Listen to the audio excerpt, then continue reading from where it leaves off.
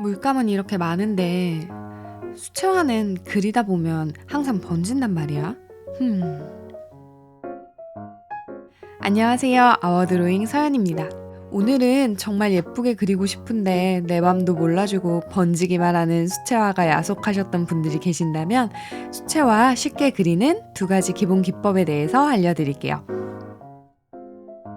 첫 번째로 붓의 물량의 조절이 가장 중요해요. 물감을 풀어서 종이에 칠했을 때 한 곳에 흥건하게 맺히지 않고 혹은 거칠게 표현되지 않으면서 지금 보이는 화면처럼 종이에 착 하고 색이 칠해지는 매끄러운 물량을 맞추는 게 수채화의 시작입니다. 물량을 조절하는 방법은 종이 타월이나 헝겊을 옆에 놓고 붓에서 물이 뚝뚝 흐르는 정도가 아닌 분모가 물을 머금고 있는 정도만 남아있게 여분의 물을 흡수시켜 주시면 돼요. 기본적인 물량 조절이 된다면 웨돈 드라이 기법을 시작해 볼게요. 일단 기본적으로 마른 화면에 베이스 컬러를 칠할 건데 칠하는 면적이 넓어질수록 붓이 머금는 물의 양도 많아져야 해요. 화면의 면적에 따라 적당히 큰 붓을 사용해서 칠해줄게요. 웨돈 드라이 기법은 처음 칠한 컬러가 확실히 마른 후 다운 컬러를 칠하는 기법을 말하는데요. 종이가 마른 상태이기 때문에 다음 칠하는 컬러의 경계가 확실하게 보이고 수채화의 투명한 성질 때문에 다른 컬러들을 사용해 겹쳐 칠할 경우 마치 투명한 셀로판지를 쌓는 것처럼 레이어가 쌓이면서 혼색이 돼요.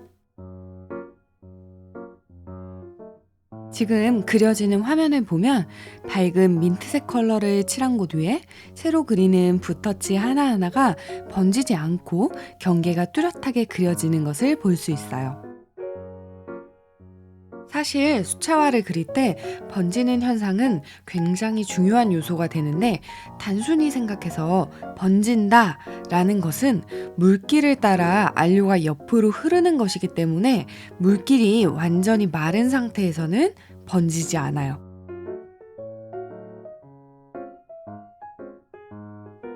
이렇게 완전 반대되는 보색 컬러를 위해 칠해도 탁하지 않게 맑게 쌓이듯이 표현이 되죠.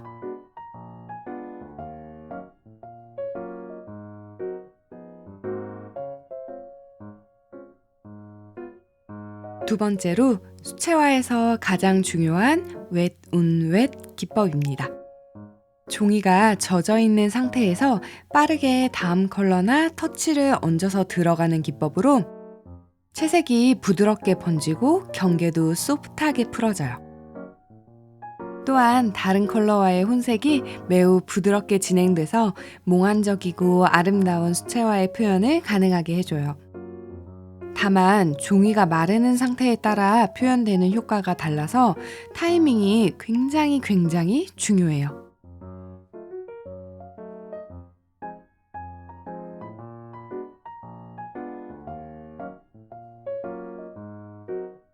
그리고 종이가 마르기 전에 화면에 물을 뿌리면 이런 독특한 표현도 나타낼 수 있는데 이런 효과는 반드시 표면이 마르기 전에 진행해야 가능한 효과예요.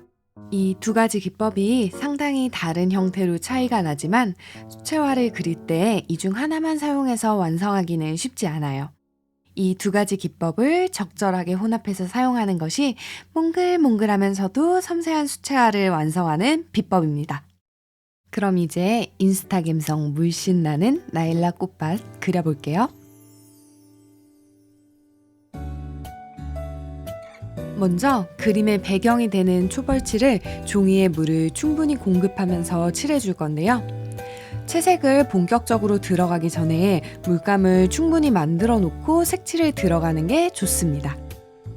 그래야 중간에 그 색의 물감을 다시 만드느라 종이가 마르면서 효과가 달라져서 얼룩이 생기는 것을 예방해줘요.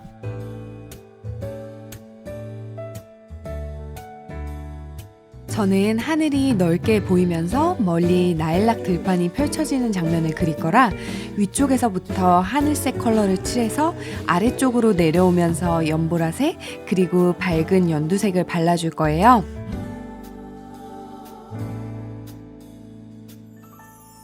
그리고 이건 수업 비밀 꿀팁인데 각 물감마다 건조되면서 표현되는 컬러의 차이가 있어서 수채화 물감은 건조되면서 색상이 더 연해지기 때문에 내가 생각하는 컬러보다 좀 더 진하게 색상을 만드시는 게 좋아요. 다른 재료 이야기지만 반대로 아크릴 물감은 건조되면 한 톤 정도 컬러가 어두워지기 때문에 내가 원하는 컬러보다 한 톤 밝게 만들어서 칠하셔야 해요.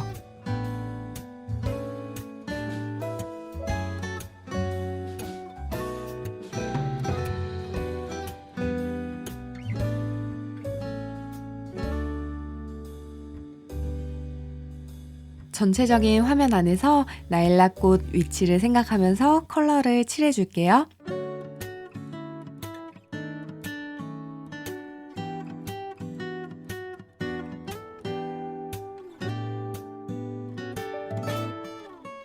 컬러가 바뀔 때도 소프트 엣지를 표현할 수 있도록 경계가 마르지 않은 상태에서 빠르게 다음 컬러로 바꿔주셔야 하는데 아직 색 조색이 어려우신 초보자분들은 색을 만들다가 이미 종이가 말라서 얼룩이 생길 수 있기 때문에 미리 컬러를 만들어 놓고 진행하시는 게 좋아요.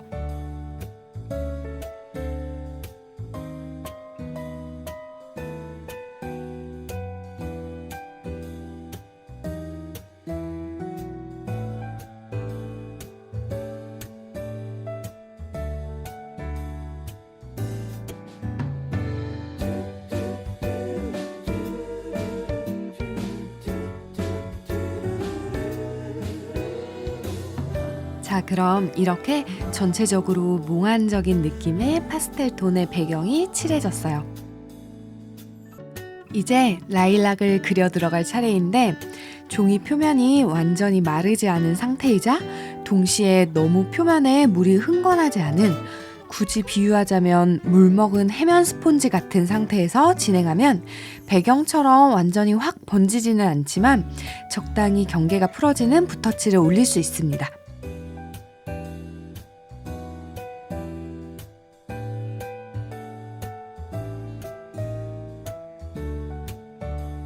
붓이 머금고 있는 물량의 조절과 젖어 있는 종이의 타이밍을 맞추는 것이 수채화 그리기의 전부라고 해도 틀린 말이 아닌데요.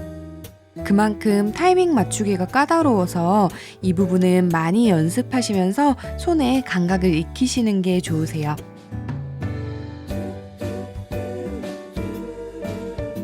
수채화를 그릴 때 주의하실 점은 각 단계들이 진행될수록 물감의 농도는 짙게, 물은 좀 더 적게 사용해야 된다는 거예요. 뒤로 갈수록 물량이 적어지고 물감의 농도가 진해져야 화면에서 물얼룩이 생기는 걸 예방할 수 있어요.